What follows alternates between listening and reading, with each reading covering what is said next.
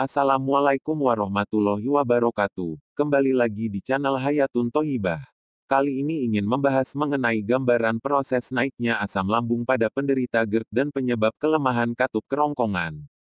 Sebelum mulai mohon dukungannya dengan klik subscribe dan klik tombol loncengnya, agar Anda selalu mendapatkan informasi terbaru dari kami. Normalnya saat kita makan, makanan ditelan melewati pipa panjang yang disebut esofagus atau kerongkongan. Lalu makanan akan masuk melewati katup atau sphincter yang disebut LES atau lower esophageal sphincter. Katup ini akan menutup kembali setelah makanan masuk ke dalam lambung. Selanjutnya makanan akan mengalami proses pencernaan dengan bantuan asam lambung. Di dalam lambung makanan akan digiling dan dicampur oleh otot-otot lambung. Menjadi bubur halus agar dapat diserap usus. Pada penderita GERD, selama proses pengadukan makanan di lambung, asam lambung ini mengalami kebocoran, karena otot LES mengalami kelemahan. Sehingga perlahan saat lambung tertekan atau bekerja mencerna makanan, asam lambung naik ke atas esofagus atau kerongkongan. Apalagi saat tidur di malam hari, asam lambung bisa naik hingga ke atas tenggorokan. Naiknya asam lambung atau makanan ini ke bagian kerongkongan disebut dengan reflaks asam lambung. Berbeda dengan lapisan lambung yang dilindungi oleh lapisan lendir dari mukosa lambung. Lapisan kerongkongan atau esofagus tidak memiliki lapisan pelindung. Oleh karenanya saat asam lambung naik, jaringan kerongkongan teriritasi dan berwarna merah, sehingga menimbulkan perih atau panas di area dada atau ulu hati dan rasa perih atau menggajal di tenggorokan. Ibarat makan jeruk atau sambal akan terasa nikmat di lidah. Tapi apa jadinya jika jeruk atau sambal itu yang mengenai mata, yang tidak memiliki lapisan pelindung?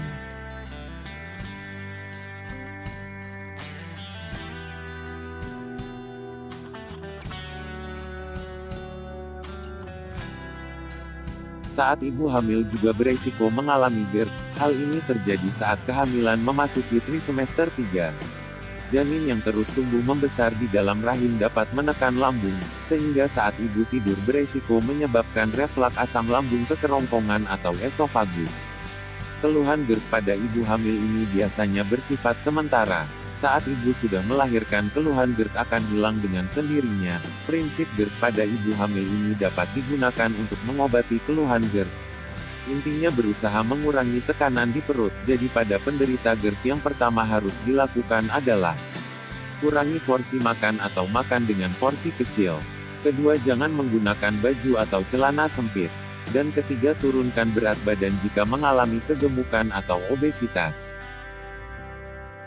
Bahaya GERD dapat terjadi pada penderita asma. GERD ini dapat memicu kambuhnya asma.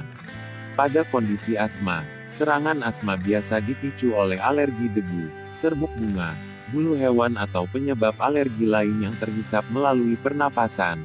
Pada kasus GERD, asam lambung yang diam-diam naik mengiritasi saluran nafas di depan esofagus atau kerongkongan.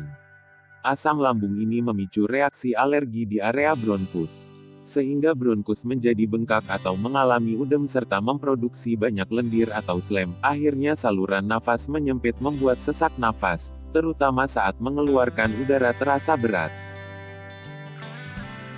Bagi penderita GERD, tidak perlu memiliki asma dulu untuk mengalami keluhan batuk dan sesak nafas.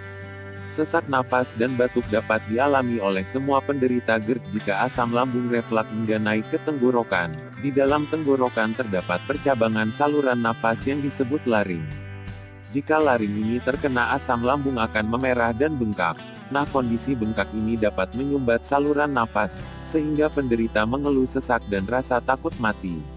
Rasa anxiety saat sesak sangat menyiksa. Oleh karenanya saat sesak terjadi, harus ditemani orang terdekat, untuk mengurangi rasa cemas, dan memeriksakan diri ke IGD rumah sakit jika gejala sesak dirasa semakin berat, karena pernafasan merupakan masalah kesehatan utama dan paling penting. Kondisi naiknya asam lambung ke saluran nafas ini disebut dengan penyakit LPR, yaitu Laryngopharyngeal Reflux Disease.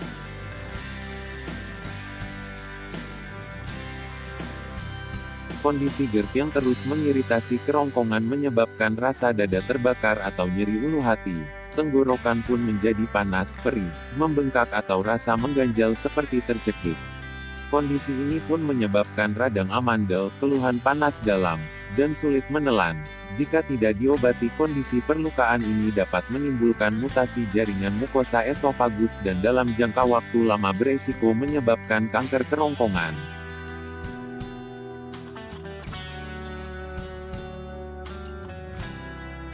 Mengapa penderita GERD bisa mengalami kelemahan pada otot lees? Penyebabnya belum diketahui pasti, tapi salah satunya bisa diakibatkan karena makan dalam kondisi perut kenyang. Benar kata orang tua dulu bahwa tidak baik tidur setelah makan atau dalam kondisi perut kenyang. Untuk mencegah refleks asam lambung ke kerongkongan, beri jarak tidur 3-4 jam setelah makan.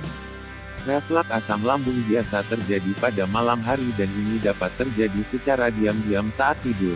Tiba-tiba terasa dada panas, leher mengganjal tidak enak atau sesak nafas.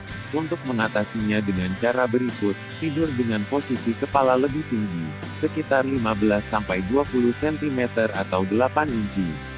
Tinggikan posisi tubuh bagian atas atau bisa menaikkan posisi kaki tempat tidur bagian depan. Jika asam lambung masih naik mungkin akibat posisi kepala terlalu tinggi atau kasur yang terlalu empuk sehingga lambung ikut tertekan ke dalam. Jika tidak bisa diatur, bisa membeli bantal GERD, dan tidur dengan posisi miring ke kanan. Secara anatomi tidur miring ke kanan bertujuan agar cairan lambung tetap berada di dalam lambung yang berbentuk cekung.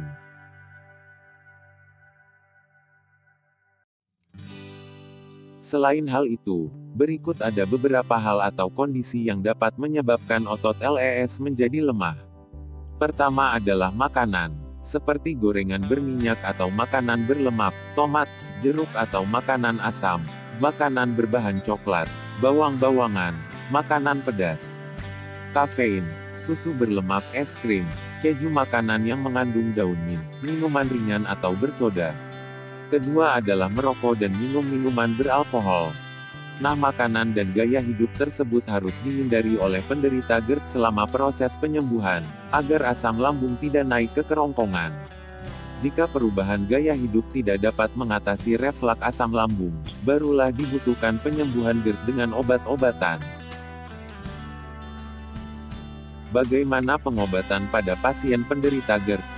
Biasanya dokter akan memberikan antacid. Antacid adalah obat untuk menetralkan asam lambung. Obat-obatan ini dijual bebas di warung dan apotek dengan merek sebagai berikut. Obat ini baik untuk menetralkan rasa perih di dada atau tenggorokan, mengurangi keluhan mengganjal, susah menelan, dan produksi dahak di tenggorokan. Obat ini bisa dikunyah terlebih dahulu dan ditelan atau dihisap perlahan, baik dikonsumsi saat perut kosong. Obat selanjutnya yang bisa digunakan adalah histamin reseptor blocker, seperti ranitidin dan simetidin. Obat ini bekerja mengurangi produksi asam lambung oleh sel-sel lambung dengan menghambat kerja zat yang bernama histamin, sehingga produksi asam di lambung akan menurun. Selain itu, jika dengan pemberian obat ini, keluhan tidak membaik, diberikan obat penurun asam lambung yang lebih kuat yaitu golongan penghambat pompa hidrogen, contohnya seperti omeprazol atau lansoprazol. Hidrogen adalah bahan utama pembuat asam lambung atau hidrogen klorida. Obat ini bekerja dengan menghambat produksi hidrogen, sehingga produksi asam lambung akan menurun. Semua obat-obatan penurun fungsi asam lambung ini bekerja dengan menurunkan asam lambung sehingga resiko asam lambung naik atau refleks berkurang. Kondisi tersebut memberi waktu untuk lapisan lambung dan tenggorokan untuk kembali sembuh, sehingga rasa panas dan nyeri serta rasa mengganjal di leher, lidah pahit, dan keluhan sesak atau batuk dapat hilang. Tetapi penggunaan obat-obatan ini harus dalam pengawasan dokter, karena asam lambung yang bersifat korosif juga bermanfaat untuk mencerna makanan dan membunuh kuman yang masuk ke dalam saluran cerna. Penggunaan obat yang menekan produksi asam lambung dalam jangka lama dapat menyebabkan infeksi saluran cerna dan infeksi pernafasan. Memeriksakan diri ke dokter penting karena pengobatan GERD tidak bisa cepat, tidak cukup 1 atau 2 minggu, obat-obatan tersebut harus diminum selama berbulan-bulan.